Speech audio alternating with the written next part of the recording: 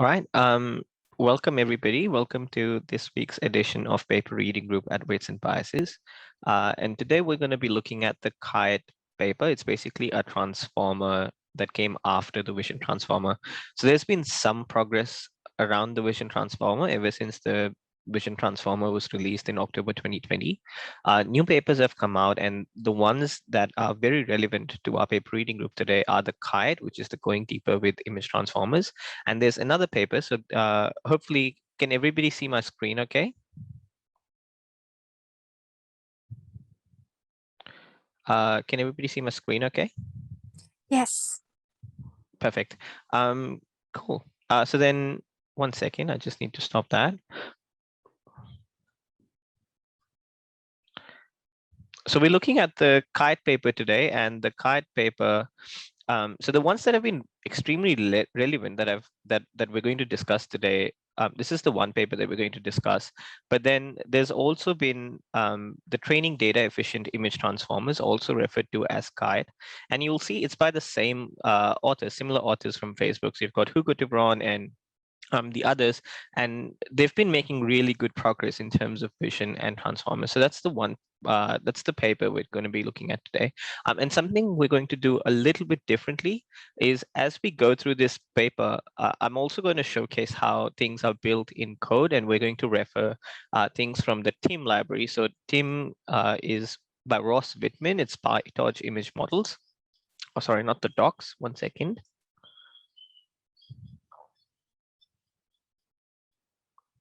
So it's the PyTorch image models, and this PyTorch image models has got pretty much a long list of pre-trained models, and everything that you see in terms of state of art that's available in PyTorch image models. So we're going to be referencing code towards the end, or as we keep going through and through towards the paper, we're going to be referencing code from this repo, and that has already implemented the CaiT paper. So with that being said, let's get started. One last thing, sorry, is if you go to one, I think if you have been part of our paper reading groups before, if you go to 1db.me/CaiT, that will take you to a report, and this is where we're going to be asking questions or interacting with each other as comments here. So if I say write a comment, and I just type a comment and I post a comment. The only reason for that is because we're also live on YouTube, so it just makes sense for me to have everything in one place.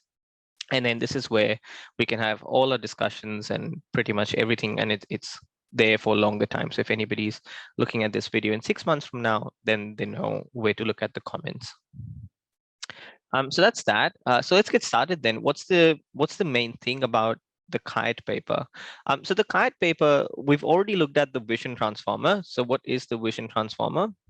That's the vision transformer that we have already looked at before. And the one thing that was found with this vision transformer is if you go deeper and deeper, if you have more number of layers in the transformer encoder, which is basically this. So this vision transformer has an input image, you break it into patches, then you linearly project those patches, add a class embedding layer over here, and then you have multiple transformer encoder layers until you finally have an MLP head, and then you classify. So one thing that was noticed as part of the vision transformer is if you go deeper and deeper, or you have more number of layers, then training sort of becomes a little bit unstable. When I say a little bit unstable, that's we will look at what exactly that means as part of the paper today. But that was one of the main findings, is like it's really hard to train deeper vision transformers. And the same thing kind of was noticed with the DIET paper. So these are the two papers that are very relevant to today. So when I say DIET, I'm referring to the Training Data Efficient Image Transformers paper. And the main difference, so I'm just providing context for now. The main difference in the DIET paper and the vision transformer paper is this distillation token. So let me, so what was different in the DIET paper is they added this distillation token over here. So let me try and explain things in one note.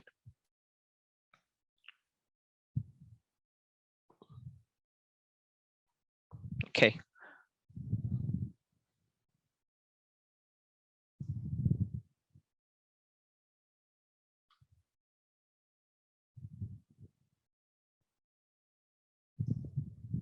So what happened in the DIET paper is they took basically L teacher. So what does this L teacher do? So you have basically you have like a very big, say, convolutional neural network. So you have a massive CNN. Say you have a large efficient net B7, or you have a really big CNN that you know has a really good performance on the ImageNet. So what you do is you take this EfficientNet B7, you have your ImageNet dataset. So this, I'm just going to call it IM, but this is my ImageNet dataset of 1.1 million, or say around that number. I think it's 1.4 million, but anyway, around the 1 million mark, that's how many images you have. So what you have is, for these 1.4 million, you also have the 1.4 million labels. So if I go have a look at the labels, that's my 1.4 million labels for each of the image in ImageNet. And then what this paper did in DIET is, like, they took this CNN and they made predictions on this 1.4 million images. So you have something which is again 1.4 million, but this time these are the predictions. So I'm just going to call it pred, but these are the predictions from the CNN. So this becomes your teacher. So I'm just providing context in what exactly was going on in the DIET paper. So what happens is, as we know from WIT, you have your patch tokens over here, and then you add your class token, which is what's predicting on the label. So you have, towards the end, you have like a cross entropy loss between your class token, or the predictions from the class token, and then you're trying to compare it with the labels. But what was different in the DIET paper is, you also have this another cross entropy loss, but this time you're trying to minimize the difference between the predictions from this distillation token. So they added 2 tokens instead of 1. So in Vision Transformer, you only have the class token, but in DIET, they also added this distillation token, which is the teacher trying to teach the student model, in which case the student is the WIT. And then what they do is they're trying to minimize the difference in the loss in this L teacher, and they're trying to minimize the difference on both of these. So you're trying to minimize the labels, and you're trying to minimize the loss on the predictions from the teacher model. So that was what was different in the DIET paper. So in basically, when we have a look at WIT, which is here, you see how we only have the one token, which is the class token. So you only have the class token. But in DIET, you have 2 tokens, which is this class token here, and then this distillation token. So that's the main difference between the two. If there's any questions so far, I'll just go to that paper reading group. So there's no questions so far. Excellent. So that's the background in terms of WIT and DIET. So then what's different in going deeper with image transformers, which is the CaiT paper today? So the one thing they're saying is that we're doing is, we build and optimize deeper transformer networks for image classification. So what they mean by deeper, they typically train transformers for 24 or 36 layers, which is much deeper than what it used to be for WIT and what it used to be for the DIET paper. And the next thing they say, which is really, really key, is they obtained 86.5% top 1 accuracy on ImageNet, which is the state of the art at the time. And then what they say is, we achieve 86.5% top 1 accuracy. And the main thing is with no external data. So that's really key, because generally WITs have a tendency to require a lot of data. So that's what's different in this case. So that being said, what they're trying to say now is, just in this part, what they're trying to say is they're trying to relate the vision transformer to a typical ResNet. So what we have, say, in a ResNet, what you typically have is you have your input here. So let's say that's my input X. So that input goes all the way, and then that's your shortcut, or and then you have your, basically, this is the residual branch. This is where all the convolution sits, and then you add the 2 together. So that was ResNet. So in what they're trying to say, just in this part of introduction, is that's what a ResNet looks like, where this shortcut branch is, say, called G of L, and then this residual branch is, say, called F of L. So the main difference is in how different networks have this R of L implemented, or like this CNN part of the network. But then you have these repeated layers over and over again, which is what makes the ResNet work. But what they say is, this what they say is that Kaiming He basically there was another paper that said that the ResNets are so easy to train and they are one of the best in the world because not because of that they offer any better representational power, that is not because they learn anything more than the other networks, but that's because they're easier to train. So the authors of this paper, they took sort of inspiration from what went on with ResNets, and they said, okay, what if we make the vision transformer easier to train? So as you can see, they basically, in equation 2, then they're just trying to compare the vision transformer with ResNet. So how do they do that? Let me show you.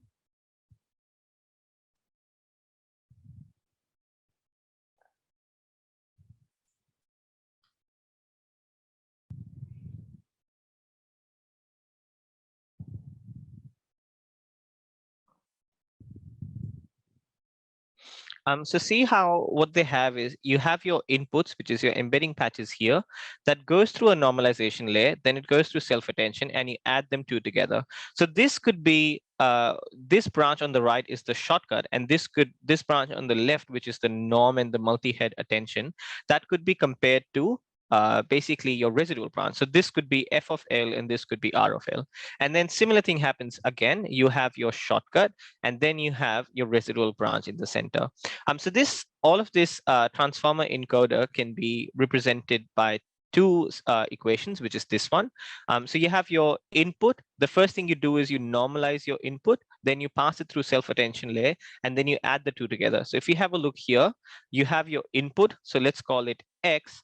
Then you normalize it. So you have your eta X, or you normalize it basically, and then you add the multi-head self-attention. So your output becomes self-attention of your normalized input. So you apply that. And then finally, you add the two together. So your first thing then becomes X plus self-attention normalized input.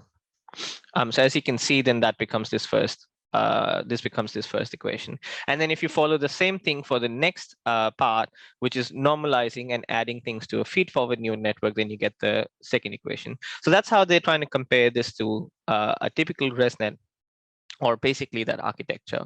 And then the next thing that they say is, what the first thing we want to see, as you can see in Vision Transformer, the normalization is happening before. So you have your normalization first, and then you have the self-attention. So you have your normalization first, and then you have things going to the MLP. And what they're saying in this part of the paper is, we want to do things differently. Like, we revisit this topic for transformer architectures, and what this topic refers to, this topic is the topic that's about normalization. So they say we look at different normalization techniques. We look at fix-up, we look at T-fix-up, we look at re-zero and skip init. And what was different in these architectures, these are again their own separate papers, but what was different in these architectures, we'll have a look now. And then they say, so this is just introduction. I'm just trying to so far give you an introduction on how they went about releasing the CaiT architecture. So that's the first thing that we're going to look at. So that's the very first change that they make to the transformer architecture, is they say we're going to normalize our inputs differently. So that's the first thing. And then they call that approach of normalizing the inputs differently as layer scale. So that's the first thing. So they introduced two things. One is layer scale, and the second thing is class attention layer, which is here.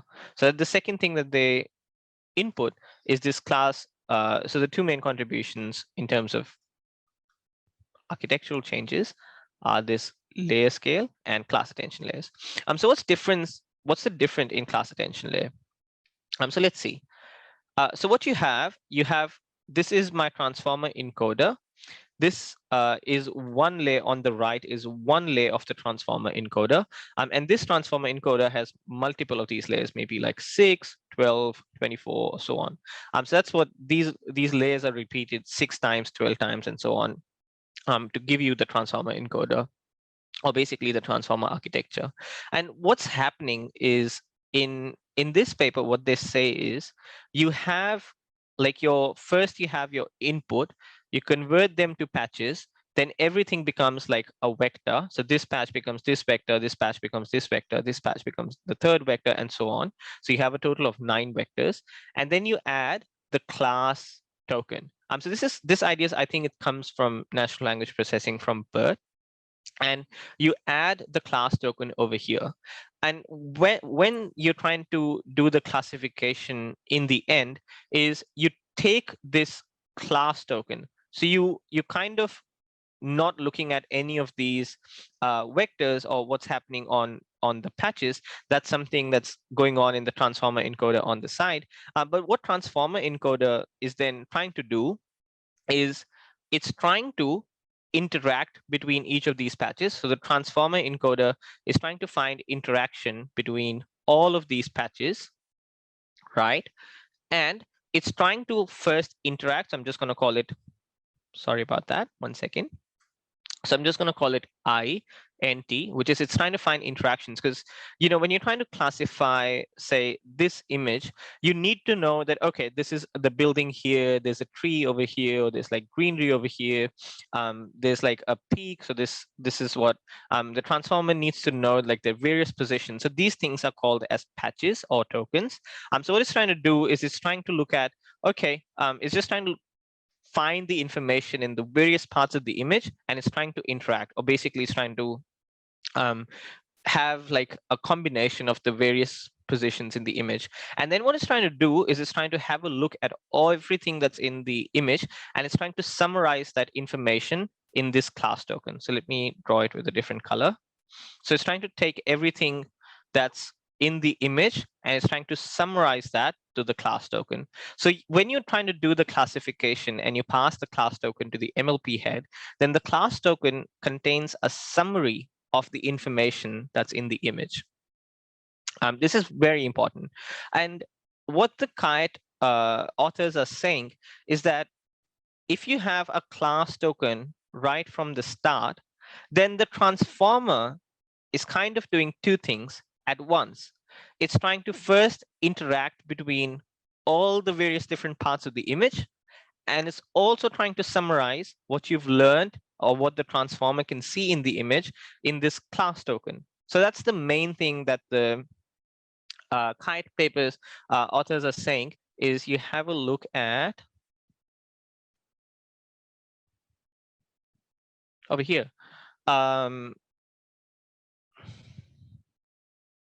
Okay, I think it's introduced in this detail in the next section, but that's the main idea. It's not, I can't see if it's written over here in this part of the paper, but that's definitely referred to later as we go down. But that's the main thing that they say, is the CaiT is, the transformer is then trying to do 2 objectives at once. And what we want to do is we want to separate the objectives. So that's the main introduction to the paper in terms of what a layer scale does. A layer scale just is trying to change the way things are normalized, and whether it's normalized before, whether the input is first normalized and then, or it's normalized after. There's like different various ways of doing that. And then the second thing that they do is they add this class attention. So is there any questions so far?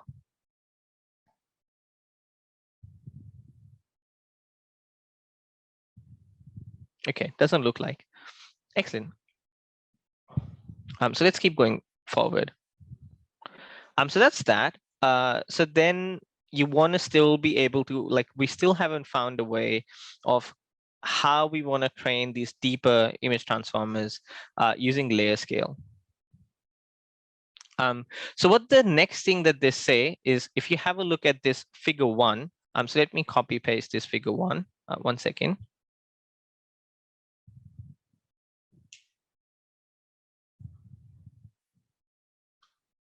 So let me take that and put it somewhere here, not there.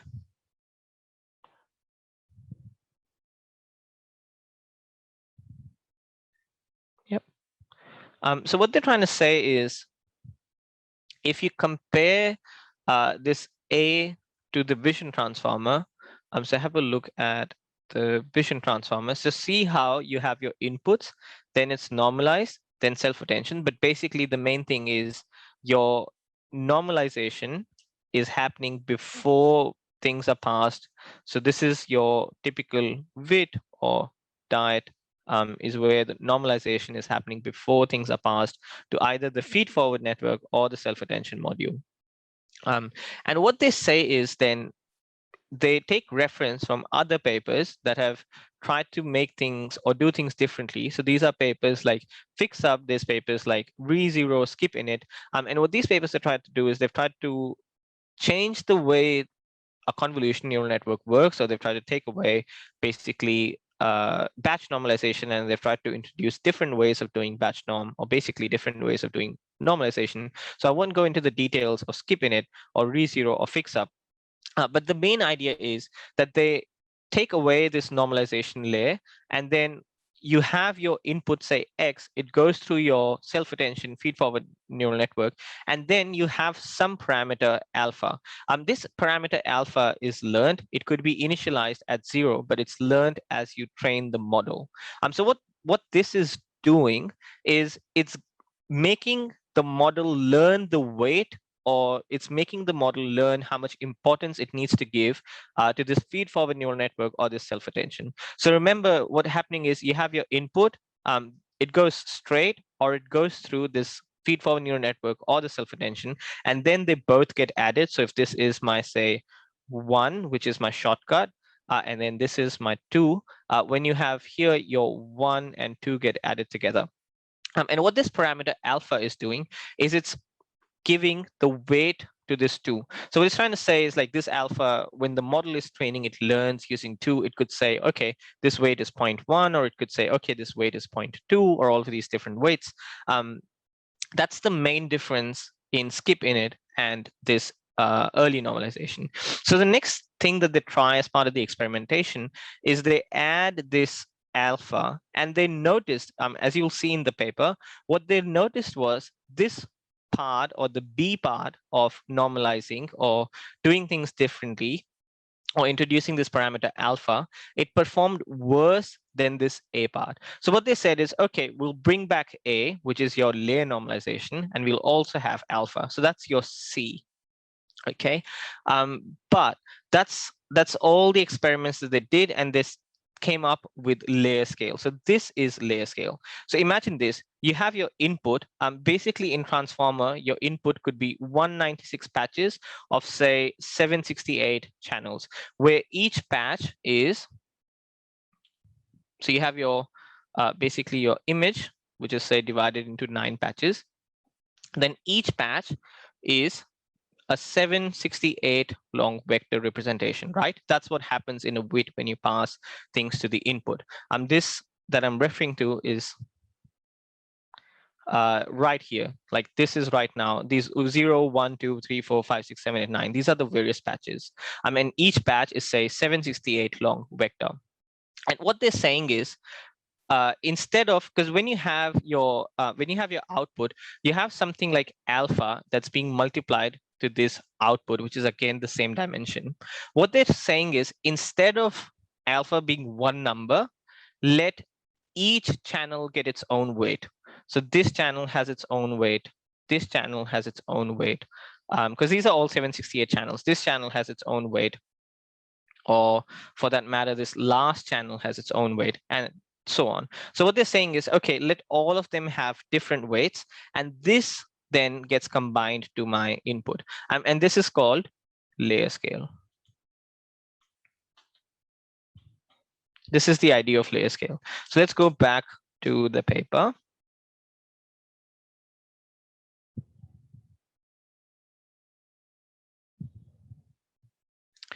So going back to the paper,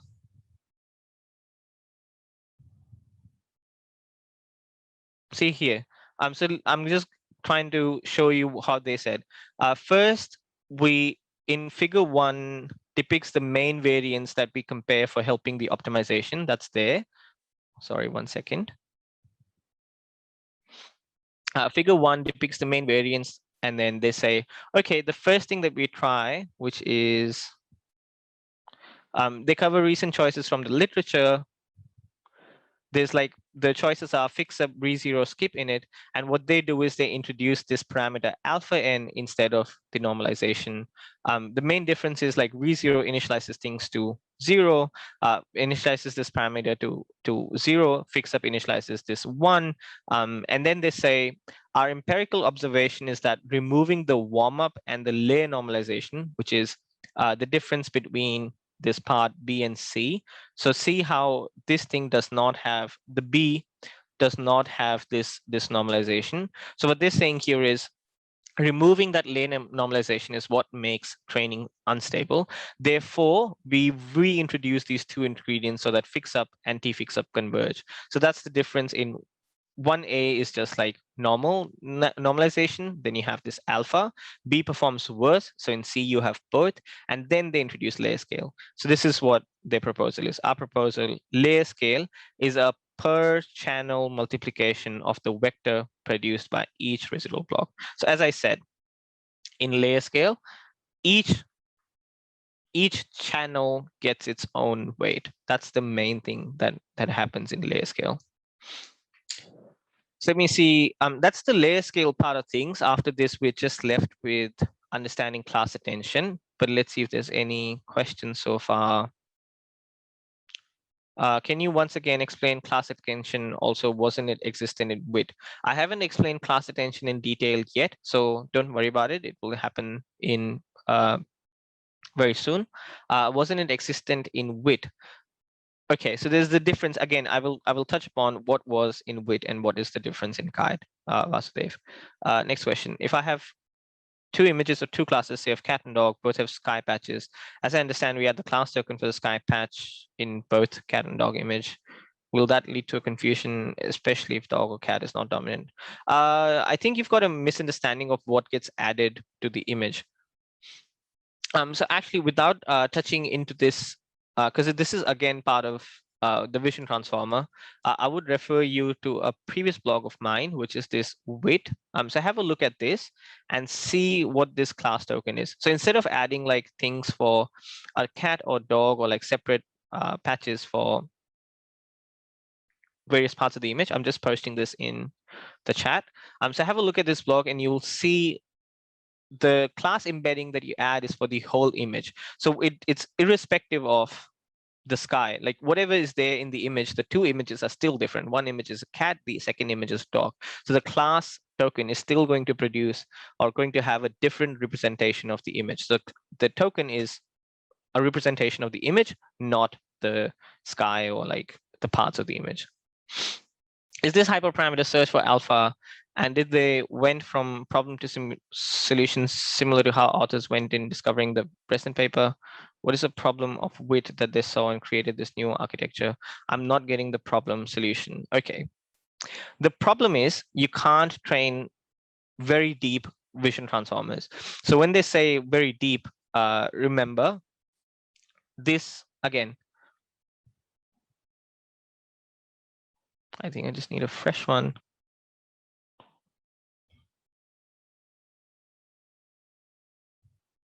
So what happens is, this is the transformer encoder layer, okay? And this layer, the same layer, is repeated multiple times. One second. I'm just trying to show you on what's going on. So this transformer encoder layer, why is it not letting me change the position of that? Sorry, OneNote's trying to play up with me. Anyway, let me do this again. Okay, OneNote is really playing up. Ignore me for now. I'll just draw it with hand. What you have in your WIT is you have the transformer encoder layer 1, then you have the transformer encoder layer 2, so on, transformer encoder layer 3, and so on, as many as you want. And then that whole thing becomes your, this whole thing becomes your transformer encoder. The problem is you can't have many of these transformer encoder layers. Like, see how ResNet can be like ResNet 34 101, 151 or 152, resident 152, and so on. The problem is that you can't have very deep architectures, or you can't have a very deep width. So what you do then, that's the problem, like it can't be very deep. So they're trying to find solution is like, we want to find a solution to be able to train very deep widths. And that's what the CaiT paper is trying to do. And in terms of like finding solution, the first thing that they're checking at is this normalization, or like this, they're revisiting how things happen in width in terms of like normalization. So they introduce this layer scale, which is the first solution towards being able to train very deep architectures. Does that help, Ramesh? Could you maybe post or reply to this comment and just let me know in case that helps? Perfect. Yes, that Excellent. helps. Excellent. Excellent. Thanks. Okay, so that's the main idea. And then that's the layer scale. In layer scale, then repeating what happened in layer scale is, I think I've lost everything. Okay, here it is. In layer scale, then the one thing that happened is each channel gets its own weight. So for example, in easier terms, then maybe the weight for this is 0.01, the weight for this channel is 0.9, or that's too high actually, maybe it's 0.3, 0.2, and so on. So each channel now, because your patch is 768 length vector, each channel is its own weight. That's the difference in CaiT and width. So let's see how, one thing I did promise this time is that I'm going to also show you how things look like in code. So let's have a look at layer scale. This is here, a layer scale block. As you can see, you have your gamma 1 and your gamma 2. It's just been called gamma, but basically it's your initialization values times torch ones times dim. So if I go and maybe set, I've already got a set trace here. I just want to show you how these things look like.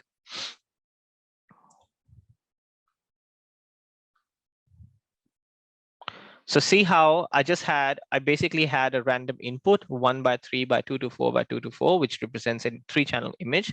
I created my CaiT model. Then I put a set trace in this layer scale. I just wanted to show you what this layer scale is. In this case, instead of my, because it's 2 to 4 by 2 to 4, and a patch size is 16 by 16, which means you're going to have 196 patches. If none of this makes sense, this is again past things that have been explained in width, and each patch is then represented by a 384 long vector. So that's what's happening. So this is why my X shape is this 1 by 196 by 384. But what I wanted to show you is what's happening in this. This is what this self.gamma 1 times this very small change is a layer scale. Like in code, you're just adding this one piece of multiplication, and that's what and that's like the everything been explained so far is just this one piece of change. So your self.gamma 1, if you have a look at self.gamma 1, it's basically initialized to a really small value, and then if you check the shape of it, it's 384, which means each channel, because when you multiply this to your input of shape 1 by 196 by 384, it just means that each channel of the patch is going to get a certain weight. So that's what is layer scale. And then in terms of like architecture, they add this when your things are going through self-attention, and then it's also added when things are going through to the feed-forward neural network.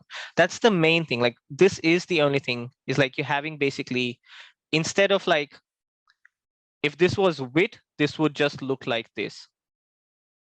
That's how width would look like. That's it. This is the vision transformer block. And then with this small change where each channel gets its own weight is the layer scale block. So I hope that that makes things even clearer. What is the intuition behind adding weights to the channel? It's exactly what's been mentioned in the paper. Is if you go have a look at the paper, and when you go back and have a look at the read of this, what they're trying to say is our objective is to group the weights associated. Sorry, one sec. Associated with the same output channel. So basically, they're saying like each channel could have a different kind of importance, and that's the intuition that I sort of felt in like having different weights. What would be the class token at test time, assuming we cannot use the ground truth class label at inference? That is incorrect. We're still using ground truth labels. So don't worry about class tokens. I'm not explaining class tokens. Let me go and explain class token next. Cool. So that's the first change. That's the that's layer scale. That's the main thing that we looked at today. The next thing we're looking at is class attention. So providing a summary of what's going on with class attention is, again, going to copy paste this image multiple times. But let me go back here. I think that didn't work very well.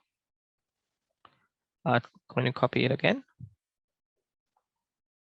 and paste it here. Okay, perfect. This time it works.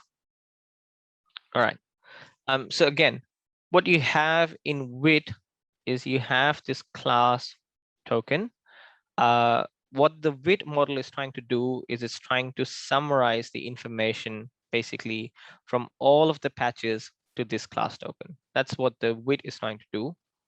But it's also trying to then, the earlier layers, or at least transformer encoder layers, they're also trying to find interaction between these various patches, right? That's the main starting point for CaiT. And what they say in CaiT is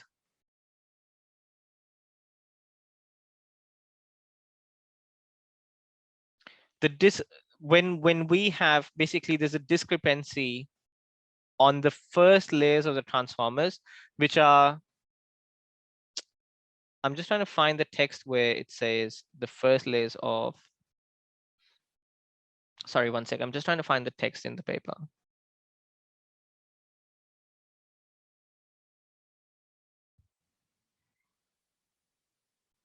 Explicit avoids the contradictory. Okay, here it is. The contradictory objective of guiding the attention process while processing the class embedding. In simple terms, that just means like the objective is like having two objectives. One is summarizing the information in the class token, and then also like guiding the attention process, which means it's trying to attend to all of these different patches. And what they try and do as a solution is here. This is the main solution. So let me again paste that so I can explain things.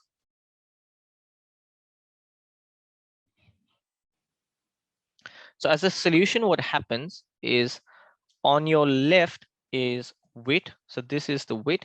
So in WIT, you have the class token really early on, right? And then the class token propagates throughout. But what they're saying is, instead of having the class token introduced really early on, don't do it like this. How about you do it like this on your right? You have your first layers without the class token, and then you introduce the class token later. Okay, this is important to understand. What they're trying to say is, now what's going to happen is these earlier layers, specifically the ones without the class token, they're just going to perform the self-attention operation, or it's basically then just going to find interaction between these various patches of the image. So like all it's trying to do now is just have a look at the various parts of the image, and it's just trying to process that information. It's not trying to summarize that information into a class token so far. That happens in these two layers. Then what these two layers are going to do is it's going to take whatever the earlier layers processed.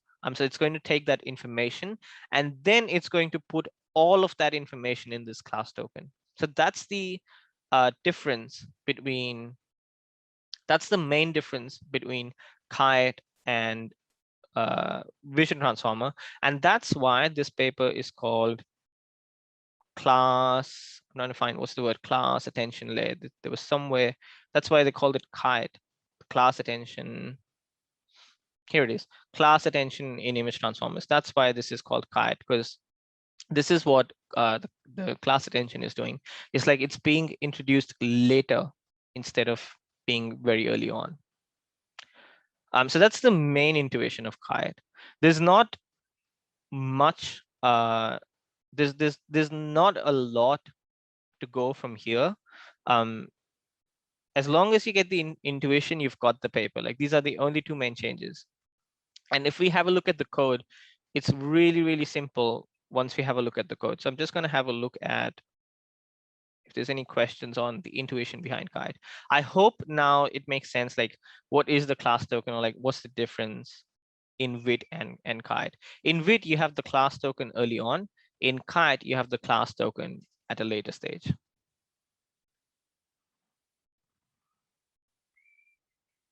I'm not sure. I think it has been. I think there's few. I can't exactly remember which research paper did it. I think, but there definitely would have been previous papers. I can't find, or from the top of my head, I don't really remember which paper did it, or where it's been tried.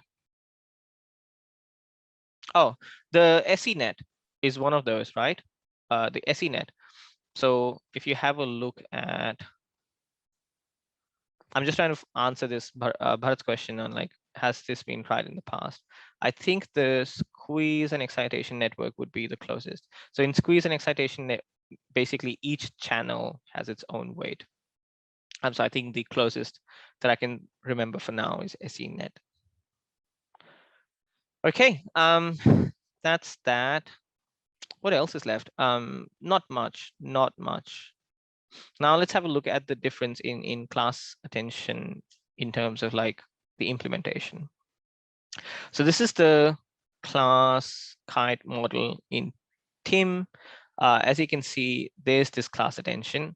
In class attention, the main thing it's trying to do is, like, you have your attention being performed. So you have your, you take the batch size, the number of patches, and the number of channels. You extract the query and key, perform the basically this is just getting the values, we perform the attention operation, and finally now this is where this class attention is happening. Is like, it's trying to now summarize everything that it's learned so far into this class token. And then you finally have, like, the projection, which is just a linear layer, which is just extra processing or computation on top, and then you finally return that class token. But in case if you have a look in terms of, like, the difference of this class tokens, there's now, they just called it two kinds of attention. I'm just having a look at what the second type is called, which is talking head attention. Yep. So the first part, I think, is the talking head attention. This one does not have the class token. So that's the main difference in terms of, like, implementation. Is like, the earlier layers of attention don't have the class token. I haven't mentioned talking heads attention so far. Let me quickly do that.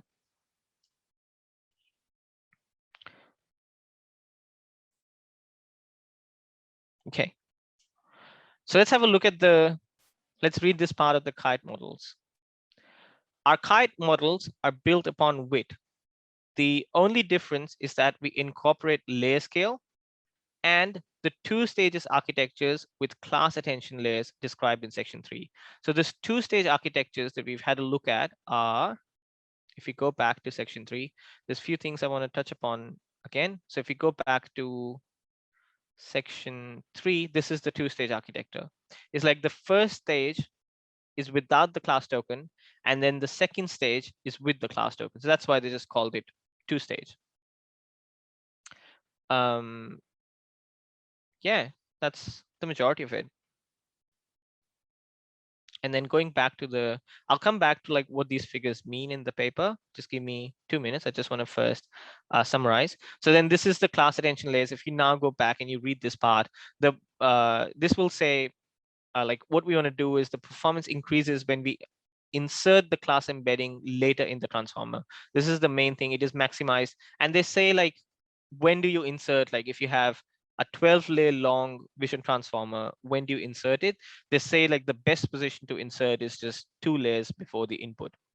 If you have, like, 4 layers, it's like the performance sort of saturates, or, like, there's no major difference in having the class token 2 layers before the output, or 4 layers before the output. That's the main thing. And then these are the various CaiT models. You can have a look. That shouldn't. It's really simple now to read all of these. Like for the S24, you have 24 layers of first self-attention, which is without the class token. And then you have 2 layers of class attention. Then the dimension is 384. That's the number of params. And then that's just the accuracies that you get. It's really simple now to understand. So if you go back and now if you have a look at the paper, it will make sense, and everything should be easy to read. I just want to sort of touch upon some parts of this, some parts of like some other experiments that they did or some other changes that this paper introduces. One of them is the stochastic depth coefficient. If you don't know what stochastic depth is, I think that's been, again, that's something in the past, but I should have that. I should have a reference somewhere that explains stochastic depth. It's in here, I believe.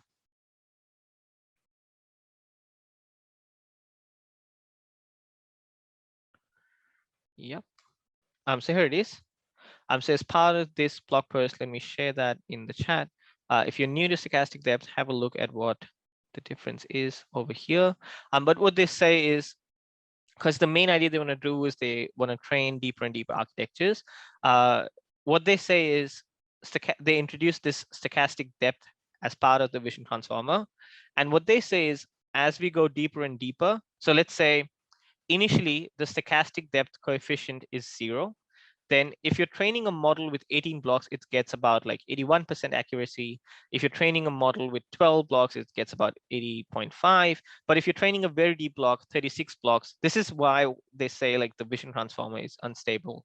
When you have a lot of layers, when you have 36 blocks, then it gets 77.9 or something like that accuracy. But see how this accuracy increases as the stochastic depth is introduced. So what they're trying to do is then, since the main idea is to train deeper architectures, when you have a 36 blocks, then you add like a 0.2 stochastic depth coefficient, and then that's when they say, okay, for deeper architectures, you need to have some stochastic depth as part of that. The next thing that they mention in this paper, in terms of like a key difference in vision transformer and the CaiT paper, is this idea of like the contribution of the residual branches. So if you have a 34 layer deep architecture in vision transformer, what typically happens is like some residual branches, like in the 34th layer, the contribution of the residual branch is a lot more than say for like this 11th layer or 30th layer. And by adding layer scale, or by having effective optimization, by adding all of these steps that we've looked at so far, having class attention, having layer scale, having stochastic depth, what that does is it sorts of, it kind of is easier to optimize the CaiT paper. And they say now have a look like in terms of the contribution of the residual branch, now it's more stable, or it's like around the same 20% as opposed to the shortcut. So that's the main thing in part of this image. In terms of like this, what they're trying to say is, okay, when should we insert the class embedding? There's like different layers where they insert, they either insert it after second or they insert after 11th layer. They do it for the same with diet, and they say, okay, these are the various parts where we introduce, and they say like the performance is maximized if the class token is just inserted 2 layers before the output. So that's another part of this. Then this is just the various CaiT models. This table 3 is just these various CaiT models that have been defined, and that's pretty much it about the paper. Then you have results. They compare the results to all of these different NF nets, efficient nets, basically your CNNs. And you can see how the CaiT is able to have like 86.5 ImageNet top one, but this is again a really big architecture. There's some parts that I've skipped today. The part that I've skipped is this idea of distillation. I did kind of touch upon it very briefly when I was saying, but this is just dependent on the diet paper. So because we didn't look at the diet paper today, I just kind of touched upon this part of like having token distillation, or like having a teacher student. And then this is just saying, okay, step by step from diet to CaiT. So they just say, okay, when we have more heads, we start with 79.9% accuracy in the diet. And then as we keep adding layer scale, you see how, so you see, this is kind of interesting to note. It's like when you have 79.9% and you have now, you increase the depth to 36 blocks, the accuracy goes down from 80 to 70. But when they add layer scale with proper initialization, the accuracy then goes back up to 80.5. Then you add stochastic depth, then you add the class attention layers. See how just adding the class attention towards the later part increases accuracy by 0.2%. Then you have longer training and so on, and you keep doing that. The adjust crop ratio is just towards inference. Instead of inferencing on like a smaller image, you inference on a larger image. And then by the end, you have like a really good 85.4% accuracy. In terms of like crop ratio, this should be really easy and simple to read, but that's it. That's the main parts of the paper. So let's see, let's take questions for the last 10 minutes. If there are any.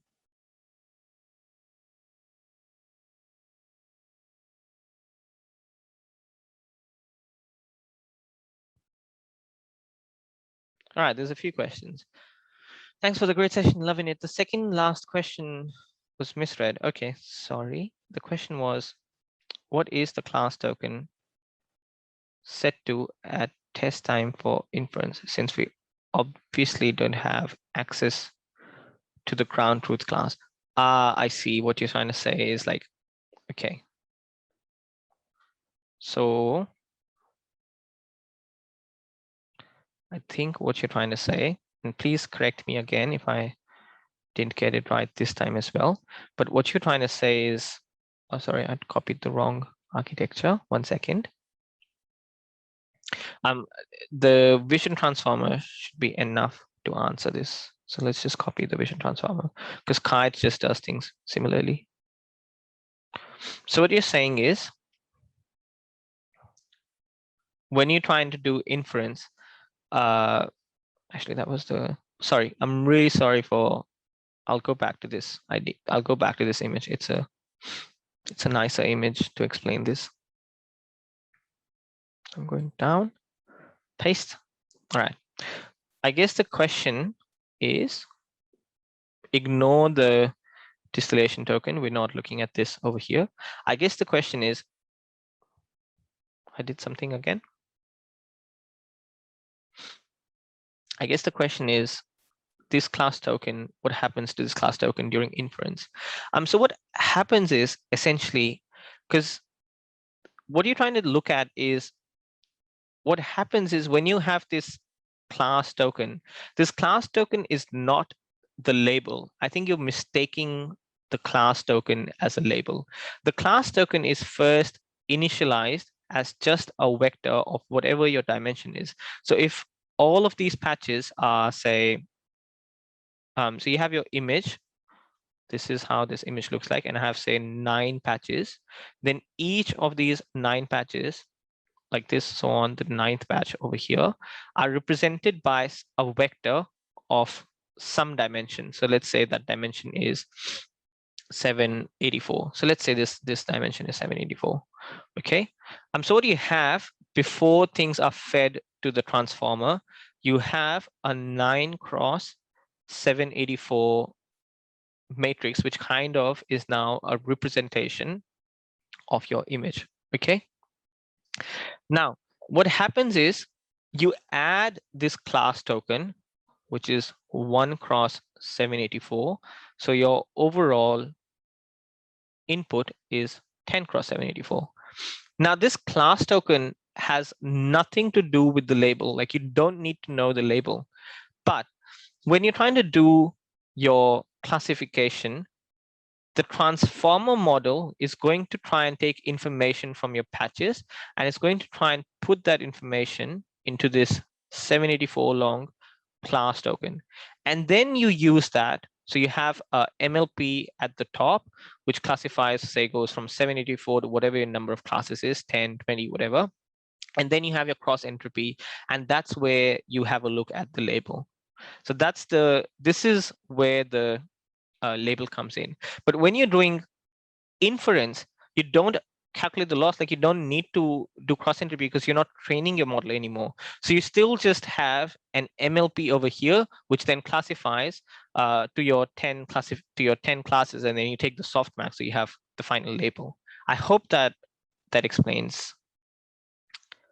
I hope that explains this. So please reply to this comment if this time I kind of got the question. In CNN models, we add global average pool and linear layer at the end. So there's no concept of class token and gradient flows. Why do transformer architectures use class token instead of combining all the outputs? Great question. Where is the paper? There's the paper.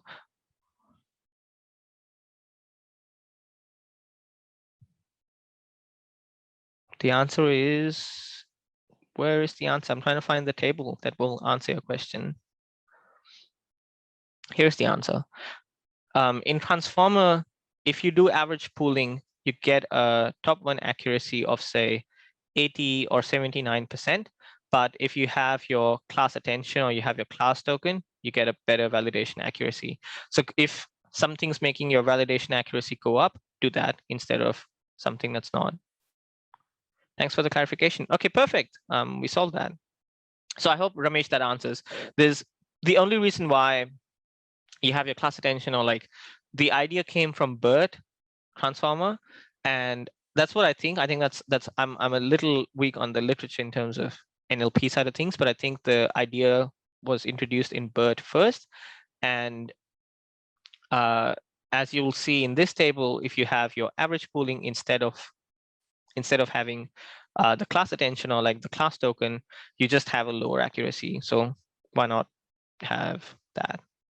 Class attention equal to self attention, just adding class token to the previous layer's output. Is that understanding correct? No, that's not the correct understanding, I think. Class attention equals just adding class token to the previous layer's outputs. No, that's incorrect. The main difference is the position. Okay, maybe I didn't explain this very well, but the main difference is the position where you add the class token. If you add the class token early on, then that's WIT. But if you add the class token later on, then that's CaiT. But I guess class attention equals self-attention, just adding class token to the previous layer's outputs. I don't really get the question very well. Like, class attention and self-attention, it's just attention. It's just trying to attend. In class attention is trying to summarize everything that it's learned into this class token. In self-attention, it's like in CaiT paper, you'll see it's without the class token. So like, I don't really get the question very well. So I'm sorry, I'm not able to explain the answer very well. Will the addition of layer scale and class attention, I haven't worked much, like, will it lead to improvement in terms of explainability and interpretability of the network? I think the standard explainability or interpretation techniques would still work. Like, you still have your attention. In a way, I think if you have a look at, where is this? I'm trying to find there's like really nice visualizations of, in terms of interpretation, I'm not sure if it will make things better, but there's like these nice visualizations where they just show the attention maps. So you can have a look at this part. I haven't checked that much in detail in terms of interpretation. But yeah, the answer is I don't know. Bharat, if you want to post or repost a question in class, I'll just try and summarize self-attention and class attention for you. In self-attention, you don't have the class embedding token. So in the CaiT paper, then the earlier layers, which are called, I'll go back to the paper architecture.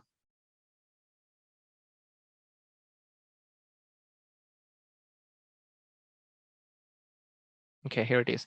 So then you have your self-attention layers early on, like that's what CaiT calls them, and you have your class attention layers later on. In self-attention, you don't have the class embedding. So what the self-attention is trying to do is just trying to summarize the information in these various different patches. In class attention, you're not summarizing the information in these various different patches because it's already been summarized. What you're trying to do is you're trying to take that summary and you're trying to put that all in this class token. Because remember, then that's what happens is like this class token, then one 784 long vector becomes the representation of the whole image. So that's the difference in class attention and self-attention is like just this class attention has this class token, self-attention does not have this class token. So I hope that helps. With that being said, I guess that's all the questions and that's CaiT. So have a look, guys, everybody have a read of this paper. I hope it will be really easy to read from after today's session, but do let me know if you still have any questions, and thanks everybody for attending. And going forward, we're looking at one of the